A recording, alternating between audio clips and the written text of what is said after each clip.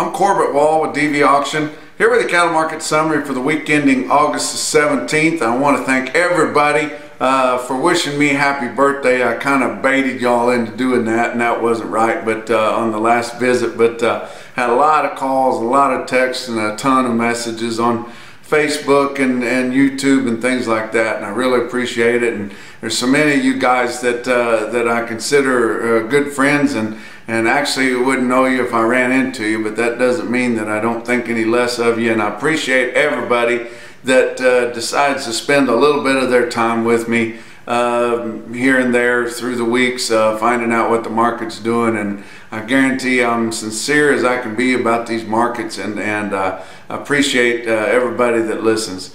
But let's talk about what all happened this week. We started out thinking that things were going to be pretty good, especially on the feeder cattle, because a week ago Friday we had that big grain collapse, and in a normal world, when your inputs get a whole lot cheaper, you would think that things would be better. But everybody's so used to cheap grain that they don't get too excited about it. You know, years past, whenever when feed was pretty high, if you'd have had a bearish crop report like we had there a week ago Friday, oh my God, cattle have been up the limit. Feeder cattle anyway, but we've just gotten so used to having cheap grain, cheap feedstuffs, that nobody paid a whole lot of attention to it. Then the board was down early in the week. That dashed a lot of hopes, and then our cash feeders were lower because we didn't have as many farmer feeders in the market. And then the board kind of turned around in the middle of the week and started coming back, and the trickle fat cattle trade that we saw started being just a pinch better, maybe. Not better than a week ago, but better than it had been earlier in the week. And then finally we end up splitting hairs on the market as your packers really were in a standoff, knowing that the time is kind of running out for them to break this market anymore. And it seems like they've kind of wasted all their opportunities to take advantage of these big supplies, as we can see the end of them already. But you know, let's talk about the board, how it went through. The October live cattle futures Monday, like I said earlier, were down big, down $1.10. Tuesday back up 57 cents. Wednesday was up 27. Thursday up 27, and guys were kind of peeking around thinking, hey, this might not be too bad. Then Friday, when you can usually count on the board tanking so that the fat cattle trade will be steady or cheaper, your board was up some more, up $1.60, the biggest gains we saw all week, with October live cattle contracts ending the week at 110.87. Your August ended the week at 109.42. October feeder cattle down 52 cents on Monday, down a nickel on Tuesday. Wednesday was up 37 cents. Thursday up 95, and Friday up $1.62 there also, ending the week at 151.85. Big gains. August 150.95 on the close, and everything back up over $1.50 based on an 800-pound steer, with all your nearby feeder cattle contracts. That way your CME cash feeder cattle index over $1.50, but your real-time index, of course, it's more current.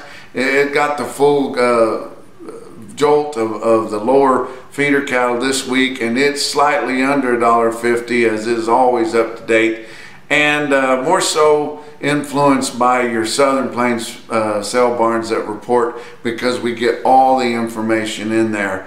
Your market news CME feeder cattle index is heavily influenced by your big strings that are in the sale barns up north, because you can get them all in there and they don't have as many smaller lots or odd deals.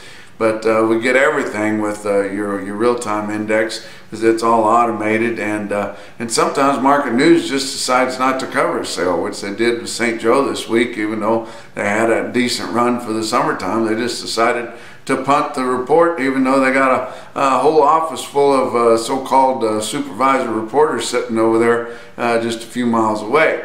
But we won't harp on that. Let's talk about your fat cattle trade. You had trickle trade all week. It was lower. You remember last week we ended up at $1.11, and we had some $1.08.5, $9, $10 all the way early in the week. And then by the time I got to the middle of the week, it was mostly 109, 110, then heavy on the 110 on Thursday, but never much better than 173 dressed in the northern parts. But finally on Friday, you saw them late in the day up the bids for your northern feedlot areas. And like I said, they split hairs. Everybody was wanting 111, which would have been steady with last week. They just wanted to give $1.10, so they finally broke even at 110.5, and that's about like an order buyer flashing a quarter at an auctioneer on a small bunch of light calves or something. You know, even though it still adds up to a lot of money, usually you land on a whole number, and you really got to have a standoff before you see them split down the middle. But 110.5 ended up being the number in the northern plains. We saw some of that over on the western side up north in Colorado and Wyoming and places. Still never really broke loose in Kansas and Texas. I hope they do. Here I'm recording this Friday evening. I hope they do that sometime this weekend, because the southern plains feedlots need to stay current. That's kind of what happened to your northern plains guys. There we had 1 week a few weeks ago where we had very little dress trade, and they kind of started getting behind then. And we don't want to see the South getting behind. They need to stay current in their marketings, even if they're not really happy where it's at. But your South is not going to get in as big a trouble because they don't have as many big heavy cattle. Because the South might feed plainer cattle or more crossed up cattle, but they feed for efficiency. And when the efficiency on those cattle starts to tail off just a little bit, they go ahead and shuck them. Where your northern plains guys, they tend to overpay for their feeder cattle, and they're still putting a pound on cheaper than what it costs to do it, and so they just keep feeding and feeding and feeding, trying to feed their way to a break even or a small profit. And that tends to get their cattle really big, and it gets them in a bind when they don't stay current in their marketings. But let's look at your box beef cutouts. Your average trade for last week on choice cuts, $209.70. That was $3.79, better than the weighted average from the previous week. Select cuts on the average for last week were over $200, so that's great. We haven't been over that for quite a while, but $200.78 on the average on your select cuts, up $2.47 compared to the previous week.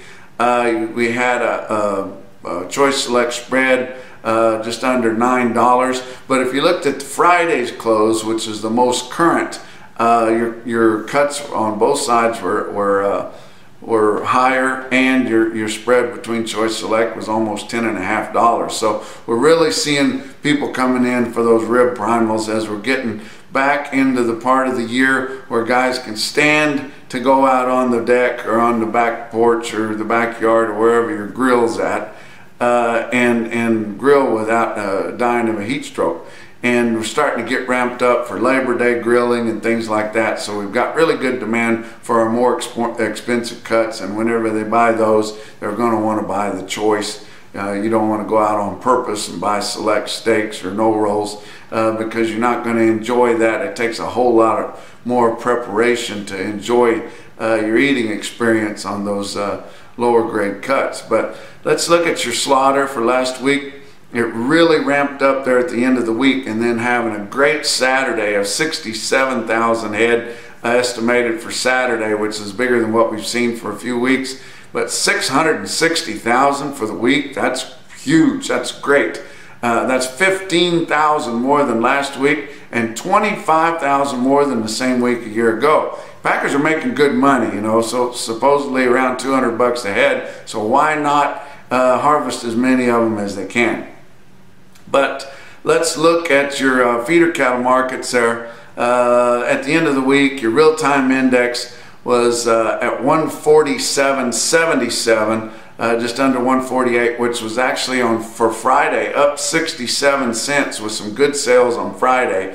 But that 147.77 was down $1.05 from the index, the RTI from last week at the end of the week. But for Thursday, which is the latest that we had there on CME index, it did close just under $1.50 at 149.59, down 70 cents. So they're going to come together here as soon as we kind of get your CME index over some of those big sales they had a week ago Friday, and the sand hills there that kind of ballooned that index level up a little more than what it should be. But your cash feeders and your auctions for last week, your feeder steers $2 to $4 lower south of I-70, north of I-70 pretty much steady on your steers.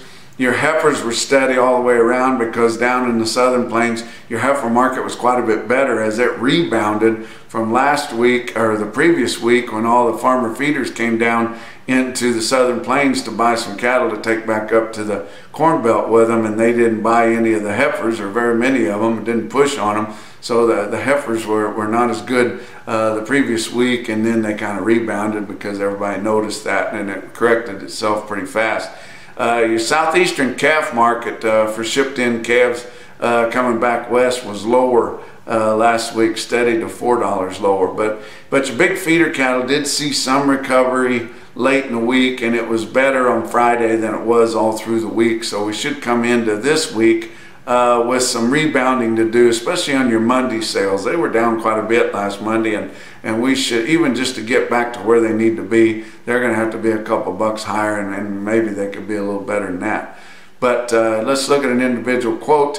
On Friday there, Rick Shoemaker sale in Lexington, Nebraska had some big strings in there, and they can sell them, but 130 head of 906 pound steers bring $155.75. And that's a look at your week's markets from a Home DV auction office here in Canyon, Texas. We'll talk to you next week.